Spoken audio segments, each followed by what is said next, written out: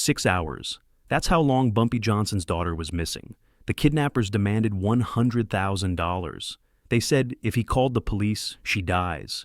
If he told anyone, she dies. If he didn't deliver the money by midnight, she dies. Bumpy didn't call the police, didn't pay a cent.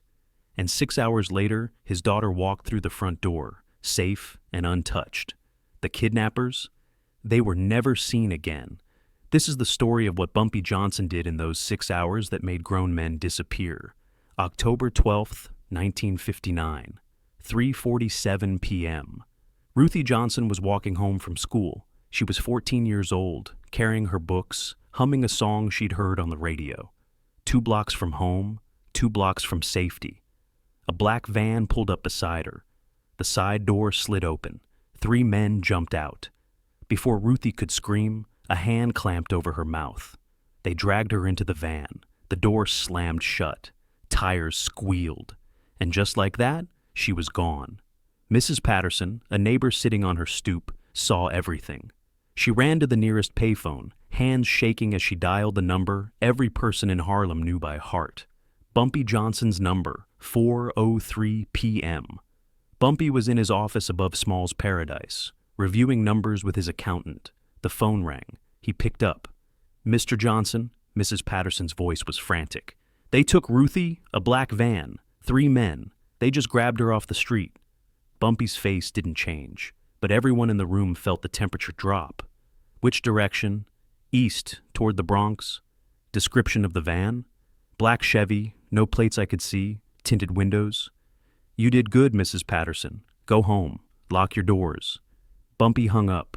His accountant started to speak, but Bumpy held up one hand. The room went silent. For exactly 10 seconds, Bumpy sat completely still, not thinking, calculating. Then he stood up. "Illinois, get every soldier we have on the street. I want eyes on every bridge, every tunnel, every route out of the city. Nobody leaves the Bronx without us knowing about it." Illinois Gordon nodded, already moving toward the door. "Willie, call our people in the NYPD. I want to know if anyone reported a kidnapping. If the feds are involved, I need to know now." Willie Jackson grabbed the phone. Bumpy turned to the last man in the room, a quiet enforcer named Raymond Quick. "Quick, I need you to reach out to our contacts. The Italians, the Irish, the Chinese. Someone knows something. Find out who's stupid enough to take my daughter."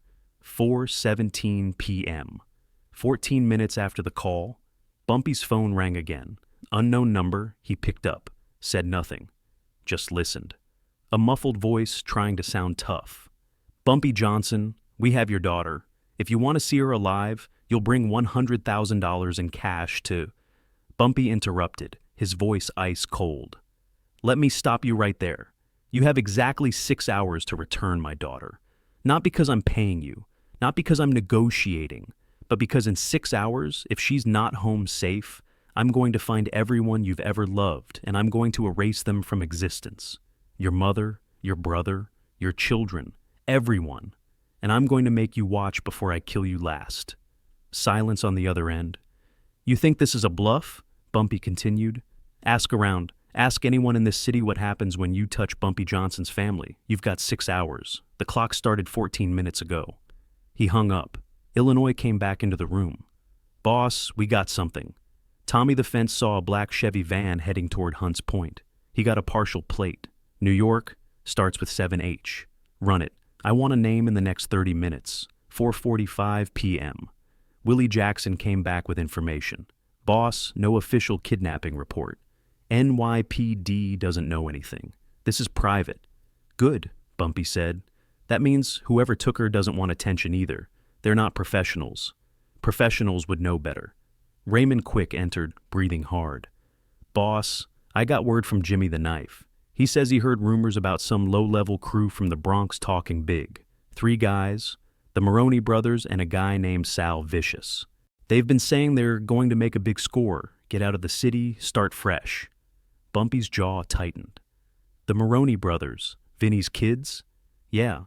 After Vinny died last year, they've been struggling. Word is they owe money to everyone. Desperate men." "Desperate men make stupid choices," Bumpy said quietly. "Where do they operate?" They've got a warehouse in Hunts Point, used to store stolen goods, been abandoned for months. Bumpy looked at his watch. 4:52 p.m., just under 2 hours since Ruthie was taken. Get 10 men, armed. We're going to Hunts Point. 5:30 p.m. 3 black cars pulled up 2 blocks from the Maroney warehouse. Bumpy stepped out, followed by Illinois, Quick, and 7 other soldiers. All armed, all silent. Bumpy studied the building. Old brick warehouse. Broken windows. One entrance in the front, one in the back. A black Chevy van was parked in the alley. License plate, 7H4829. That's it, Illinois whispered. Bumpy nodded. Quick, take 3 men around back. Nobody leaves. Illinois, you're with me. Front entrance. Wait for my signal. They moved into position. Bumpy approached the front door. Locked. He knocked. 3 solid knocks, footsteps inside. A voice. Who is it? Vinnie Maroney sent me, Bumpy said calmly. Said you boys needed help with a delivery. The door opened a crack. A young man, maybe 25, peered out. Vinnie's dead. Who the hell are... Bumpy kicked the door open, sent the man sprawling backward. Illinois and 2 soldiers rushed in behind him, guns drawn. Inside the warehouse, 2 other men jumped up from a card table. One reached for a gun. Illinois fired a warning shot into the ceiling. Don't! The man froze. Bumpy walked in slowly, scanning the room.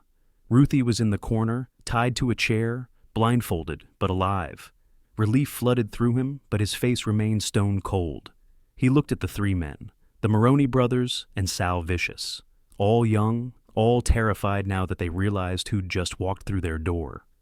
Bumpy Johnson, the oldest brother stammered. You were just kidnapping my daughter, Bumpy finished. You were just threatening to kill her. You were just demanding $100,000 from me. He checked his watch. You've got about 90 minutes left on my deadline. Good timing on my part. The youngest Maroney brother started crying. We didn't know she was your daughter. We swear. We just saw a nice-looking girl. Thought her family had money. We weren't going to hurt her. We just needed the cash. Bumpy walked over to Ruthie, gently removed her blindfold. Baby girl, close your eyes for me. Don't open them until I tell you. Ruthie, tears streaming down her face, nodded. Daddy, I'm here. You're safe now. Close your eyes. She closed them. Bumpy turned back to the 3 kidnappers. His voice dropped to a whisper. You didn't know she was my daughter, but you knew she was someone's daughter. You knew she was a 14-year-old girl, and you still tied her up, terrified her, made her think she was going to die. He walked toward them slowly. I gave you 6 hours to return her. You've still got time, so here's what's going to happen. Illinois, untie my daughter, take her to the car, get her home.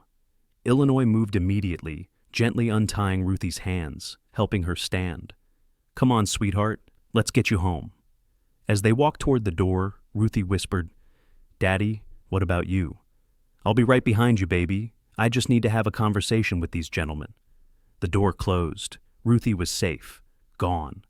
Bumpy looked at the 3 men. Now, let's talk about consequences.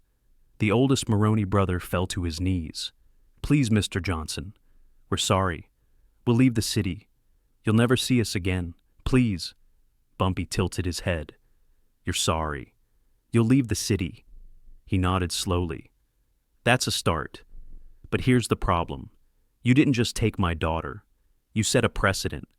If I let you walk away, every desperate crew in New York will think they can take from me, think they can hurt my family and apologize their way out of it. We'll do anything, Sal Vicious pleaded. Anything you want. Anything. Bumpy pulled out a chair, sat down. All right, here's what you're going to do. First, you're going to tell me every single person who knew about this, every person you talked to, every person who helped you plan this. They talked, fast, desperate, gave up 2 other names, low-level criminals who'd helped scout Ruthie's school schedule. Good, Bumpy said. Second, you're going to liquidate everything you own. Your cars, your apartments, your stolen goods, everything. And you're going to give that money to the church on 138th Street, for the community, for families who actually need it. They nodded frantically. Third, you're leaving New York tonight. Not tomorrow, not next week. Tonight. And if I ever hear your names again, if you ever step foot in this city again, if you ever even think about Harlem, I will find you. And what I do to you will make you wish you died in this warehouse. Are we clear? Yes, sir. Crystal clear. Bumpy stood up. You've got 4 hours to disappear. Use them wisely. He walked toward the door, then paused. One more thing. The 2 guys you mentioned, the ones who helped you scout my daughter, give me their addresses. They did. Bumpy left the warehouse, got in his car. Illinois was waiting. Boss, Ruthie's home. She's with her mother. She's okay. Bumpy nodded, closed his eyes briefly. Relief. Pure relief. What about them? Illinois asked, gesturing toward the warehouse. They're leaving the city tonight. Make sure they do. If they're still here by morning, finish it. And the other 2, the ones who helped? Bumpy's eyes went cold again. I'll handle them personally. 7:45 p.m. Less than 4 hours after Ruthie was taken, Bumpy walked through his front door. His wife, Mamie, was sitting on the couch, holding Ruthie, who was wrapped in a blanket, still shaking, but safe. Ruthie looked up when she heard the door. Daddy! She ran to him. Bumpy caught her, held her tight. For the first time that day, his face softened. You're okay, baby girl. You're safe now. I knew you'd come, Ruthie whispered. I knew you wouldn't let them hurt me.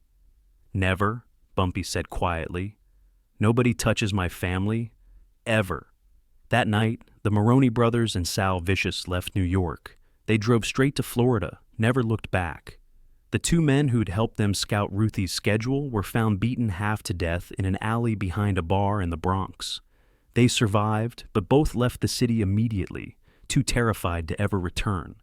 And in Harlem, word spread fast. Bumpy Johnson's daughter had been kidnapped, and 6 hours later, she was home safe. No ransom paid, no police involved, just Bumpy doing what Bumpy did best, protecting his own. For years after, whenever someone even thought about crossing Bumpy Johnson, they remembered October 12th, 1959. They remembered what happened when you touched his family, and they thought twice, because Bumpy Johnson had made something very clear that day. You could challenge his territory, you could test his power, but if you touched his family, there was no negotiation, no mercy, just consequences. If this story hit you, smash that subscribe button. Drop a like if you believe family is everything. Share this with someone who needs to hear that a real king protects his kingdom no matter what. What would you have done in Bumpy's position? Let me know in the comments. More legendary stories coming next. Don't miss them.